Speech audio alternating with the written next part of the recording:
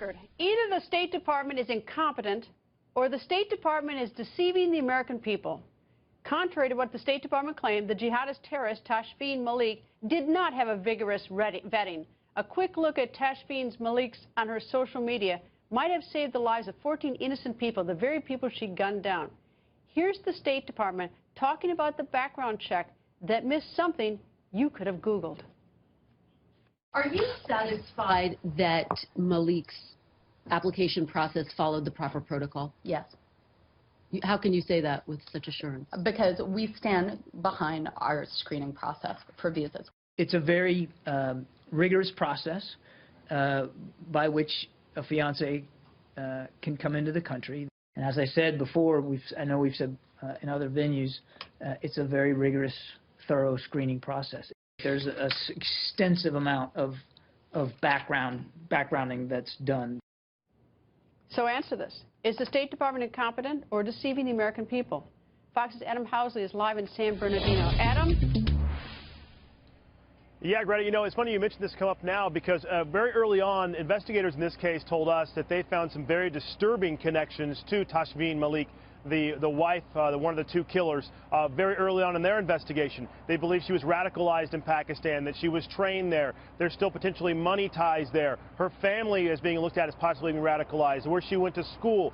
Things that they found very quickly in this case, and they said they were disturbed that they were not picked up by DHS. In fact, they've been saying all along that there's more that's going to come from this, maybe more changes to the way the system is because of what was missed here. As that goes on, and that part of the investigation is being revealed, we're also finding out more about the two themselves, about what they did in that 3.5 hours in the time frame from when they murdered 14 people, injured 22 others, until they were shot and killed themselves in a chase about 1.5 miles from here. Detectives say they're putting the dots together. Still a lot of people to be investigated. They say they're still getting a lot of leads in this case. They do expect some people that are being investigated or have been investigated might start complaining, claiming that the FBI is violating their rights. They're expecting that, I'm told, by investigators. But they say they're doing everything that they can, doing their due diligence to try to basically find anything else they can about these two. There's still a lot of questions here, Greta. And as we give it back to you, we've just learned tonight as well that the two bodies, the bodies of the killers, are still at the morgue here. They're not being held for investigative purposes any longer, but apparently there's some issue having to figure out getting the Tashfeen's body back to Pakistan, and of course her husband Saeed's here. So the bodies still officially haven't been claimed. It may be because of some of the things that go on behind the scenes and how you hand them over, but interestingly enough, as the victims are being laid to rest every day now, the two killers are still at the morgue. Greta? Adam, thank you. And the news that a terrorist's public postings went completely unnoticed, ignored, leaving many dumbfounded and outraged.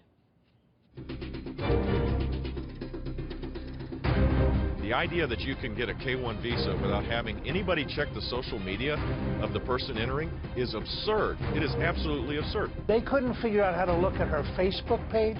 There's an online application you fill out if you want one of these visas. Online, not in person, not I'm looking at your eyes, I'm trying to figure out if you're lying. This is a level of systemic incompetence that frankly makes you want to cry. Asking a terrorist if they're a terrorist and they say no, what a surprise. Of course they're going to say no. This is the first time in modern history of this country that an enemy has tried to manipulate our legal immigration systems. This is absurdity beyond reason. Member of the House Homeland Security Committee, Pennsylvania Congressman Scott Perry goes on the record. Good evening, sir. Good evening, Greta. Congressman, we learned... So it goes beyond incompetence. Well, it goes beyond incompetence. When you find out they missed it, you think, well, how did that happen? But when you realize there's actually a memo signed by Jay Johnson that says that this was actually the policy not to look at their social media, then you wonder if the existential threat is just ISIS or Islamists, or is it also an administration that, for political narrative, puts policy and political correctness above the national security of the nation? And for the life of me, Congressman, I do not understand why the State Department deceived us by saying that they stand behind the screening process. It's a rigorous process. It was a thorough screening process, extensive amount of background that's done. You know, were they trying to deceive us or were they incompetent? But I would have much preferred if they said early on, we just don't know. But instead they put out this narrative just to deceive the American people. And, you know, I don't get that. Again, I think it's just to fit a political narrative. I understand the president's out today selling the program, telling us that it's the most robust screening process and that we're vetting all these people. Understanding now the American people are finally hearing that, you know, that we don't check social media, that this is simply a question, a very simple questionnaire. The person that's getting the K-1 visa or the fiancé visa just has to state that she saw the other person or he saw the other person once in 2 years and that they've communicated with one another, and then they can come here and be married.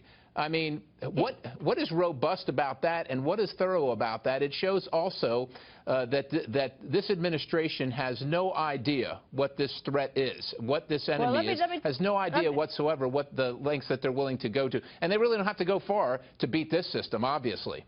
All right, well, let me tell you something else that's going to upset you, is that everyone knows ISIS uses social media as a recruiting tool. And if you don't know it, it was said November 16 by President Obama, December 3rd by Secretary Carter, November 17 Secretary Kerry, December 8th Secretary Johnson, November 18 President of Homeland Security Advisor Lisa Monaco, July 23rd FBI Director Comey, November 19 State Department spokesperson John Kirby. So they all know, all those people, they all know that ISIS uses social media for recruitment, yet they're not searching it.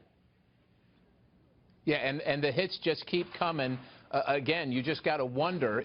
This seems to go beyond incompetence, and you wonder, how can this be? Why would this be that this political narrative is so strong that they would put the rights of people that aren't citizens, potential jihadists, in front of the rights and the protection that they've taken an oath to uphold and preserve of the American people? You wonder what's in that mindset that allows for this to happen to America. Congressman, thank you for joining us, sir. And we know the State Department and DHS are not combing social media, but if that policy changed and they did start combing social media, could they effectively find terrorists?